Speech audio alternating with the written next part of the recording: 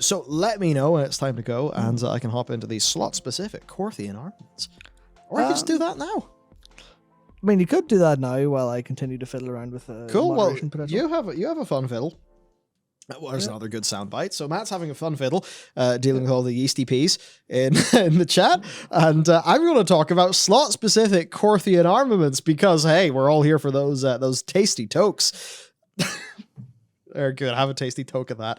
All right. Well, slot-specific Corthian armaments. Now, this is a very, very simple situation, everybody.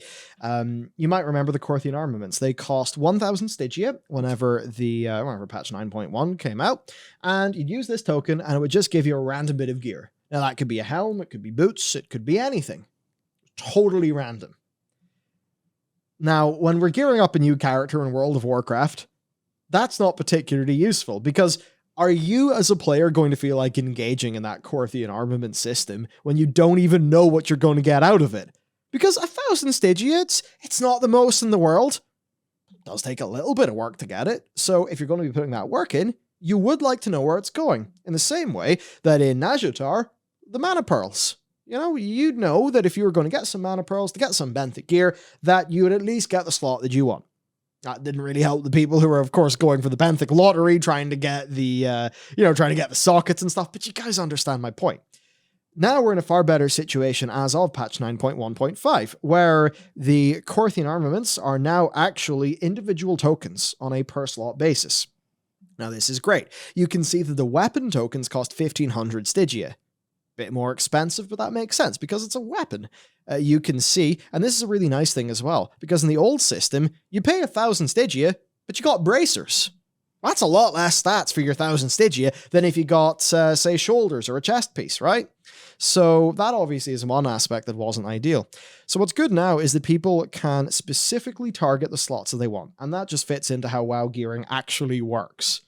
So much better. I mean, look, let's just say you got some gear from the honor vendor, you maybe got some initial starter gear from the anima vendor or something, and you want to fill in one or two slots, or maybe target, certain pieces, because you know that if you get the Corthian, like the chest, well, maybe not the chest piece because of domination sockets or whatever, but, maybe you want to target one of the higher value ones so you can then upgrade that with the Archivist Codex, upgrade system. Well, now you can actually do that. So this is a design where the relationship between the amount of work that you as a player put in now far better correlates with the reward that you get, and you can target it. So this, I think, is very good. However, we do have, this big however that was pointed out by Dakor on our team. He's even put in a nice, nice little GIF, a moving image, in fact, to represent the weapon experience, because the weapon experience is not really as ideal. So I'll go over Dakor's PTR notes.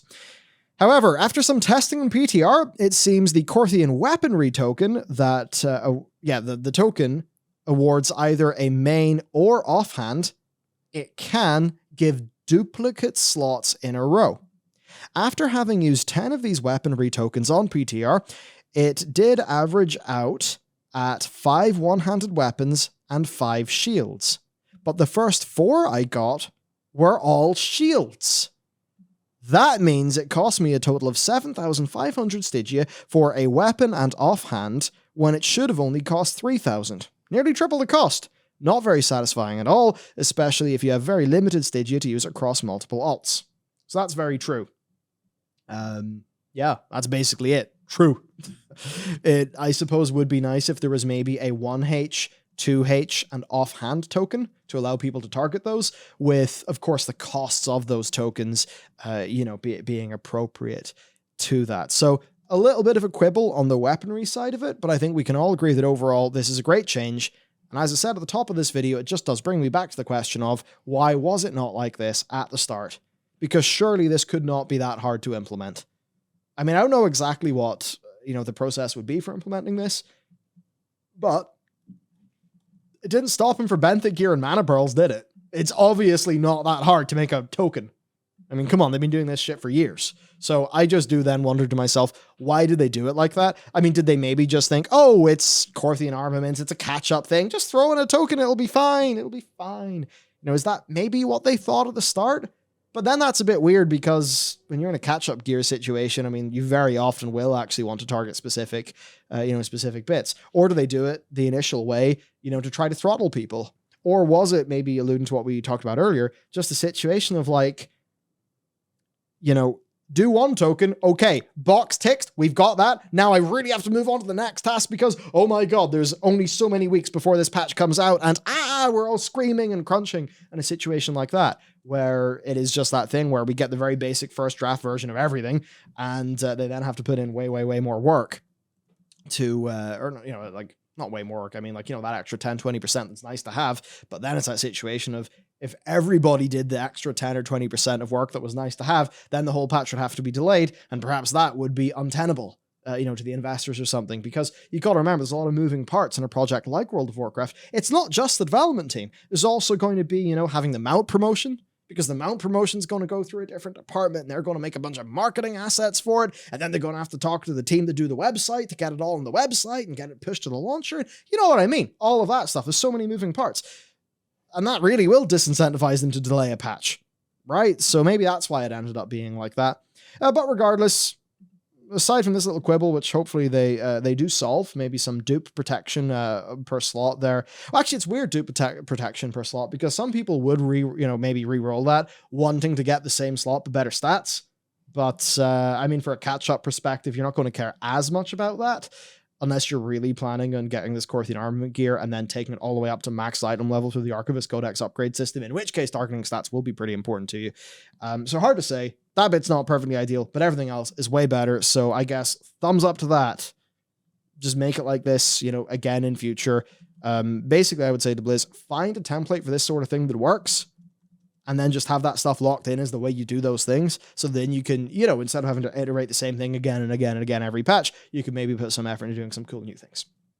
So there you go. Corthian armaments. Again, they've done this before. They've done it right. Why not do it again right the first time? Why are they doing the same work over and over again? Why are they doing the same thing, but not the same way? Yeah. In a way that's worse. It's the worst part that annoys me. Because I don't mind doing something different, but it's just worse. It's just worse.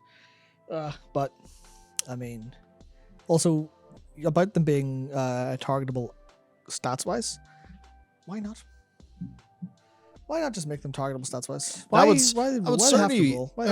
certainly be good for player satisfaction. Absolutely. There's a reason why whenever people could target the stats on their legendaries and the stats on bits of crafted gear in this expansion, that whenever that hit beta or alpha or whatever it was, people thought that was a really cool thing. That people get that level of control. So yeah, you're right. Why not? Why not indeed? It would also reward people who know what they're doing gameplay-wise substantially. That's something that I actually have quite enjoyed. Of all the things of Shadowlands, that's one of the things I've actually enjoyed, is when I can muster up the courage to actually get an ult up to 60, buying all the crafted gear, but knowing the stats, knowing what stats are good, and then going into a normal, because I did this with Warlock, where I went and got back in 9.0, went and got the perfect stats, jammed everything perfectly, learned how to play AF correctly, went into, I don't know what it was parse-wise, I didn't log, but went into a normal Nathra and was, obviously it wasn't up there because my gear was kind of poor, but I was keeping pace with people 20 item levels above me and destroying people around my same item level. But that was a reward for knowing how to play and for knowing what stats to buy when I could buy the stats. So that was a satisfying thing that, they could maybe learn from for catch-up. Indeed. Yeah, no, absolutely.